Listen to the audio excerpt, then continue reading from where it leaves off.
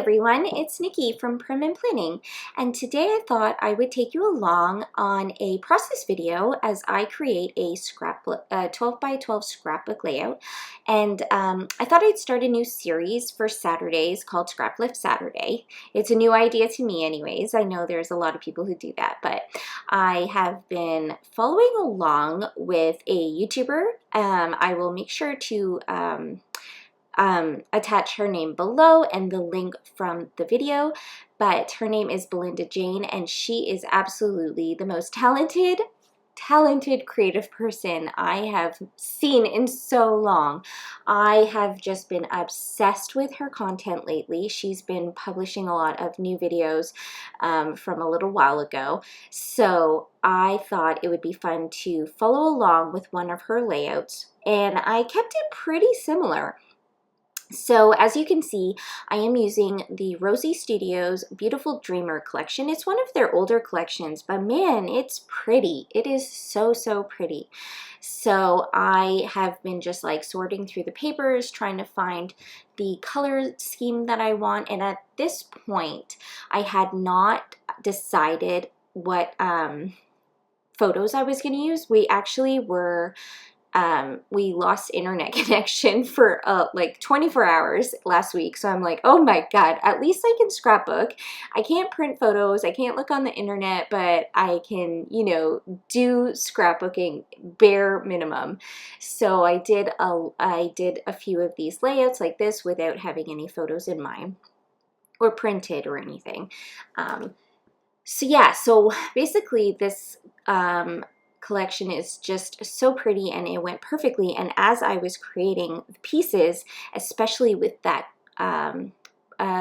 cameo of the girl, as soon as I put that down and then the word shine, I kind of started to think about the photos that I wanted to tell a story with, and that would work well with these elements.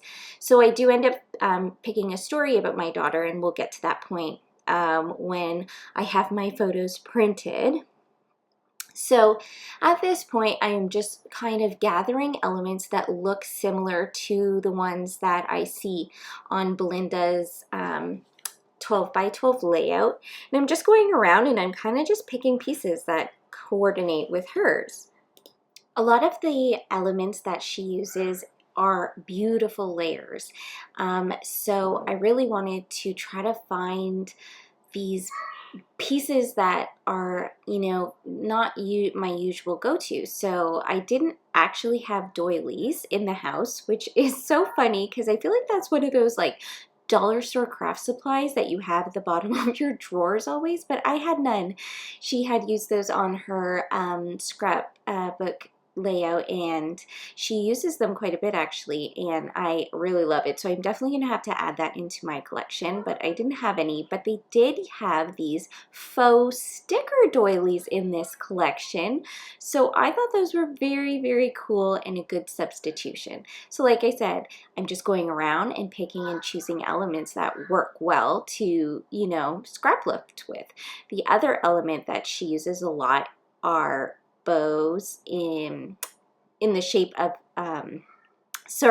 she uses ribbon or twine and then ties them into a bow, and so that is just so beautiful, and I could add that onto every layout going forward because it just adds that texture and that like really pretty feminine touch. There's some little kiddos' hands in there. They always want to, you know, play around while I am taking a video, but it's okay. It's what makes it fun, and we share this craft room together.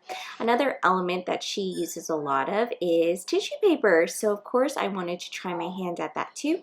So I'm just going to stick it behind the paper here, and you know, I didn't use enough, I don't think. I really should have pushed that piece a little bit farther down or crinkled it up a little bit more. It's really hard to tell.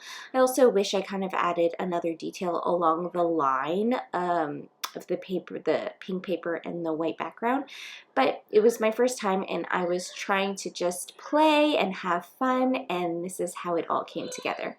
So Now I'm going to go ahead and start adhering everything together. But first I wanted to add some splatter. I absolutely love when people are able to add this mixed media texture into their layouts, and I am so proud of myself that it turned out. I just had some, acrylic paints at home, and I added some water and tapped it on, and it looks so cool. So I was pretty happy about that, and it was fun because my girls saw it and then they wanted to make their own splatter paint pictures. So it was a fun afternoon activity to just, come up with that and then have it, it be part of our crafty afternoon. So like I said, I'm just adhering everything down. I got everything in place and now it's ready to go. I have come back and printed the photos. So like I said, this is a story about my daughter. Both of my daughters are in cheerleading and they're doing so well. And so at the end of the season this year, my youngest daughter actually won an award for most improved, so we were so proud of her, and I wanted to make sure to document that.